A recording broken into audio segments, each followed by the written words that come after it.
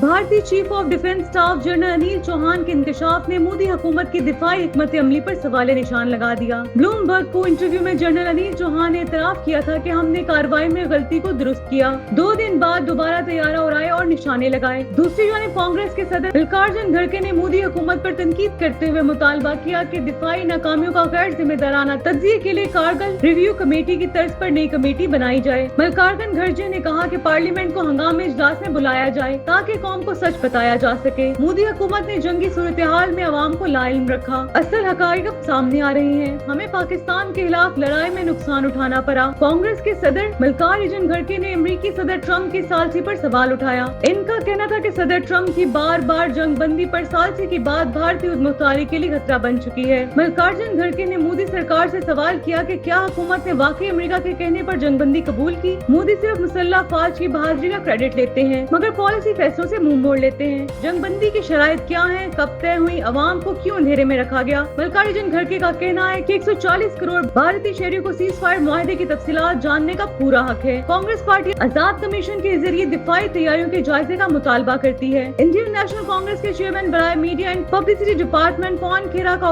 Operation सिंदूर और मोदी की नाकामी से मुतल्लिक अहम बयान सामने आया है। आपकी खारजा पॉलिसी कहाँ है? पाकिस्तान तो आलमी सतह पर कामयाबियां समेट रहा है। पवन खेरा ने मोदी हुकूमत पर तनकीद करते हुए कहा कि मोदी की खारजा पॉलिसी जहां मुल्क की सिक्योरिटी पर सवाल उठाओ तो गद्दार करार दिया जाता है।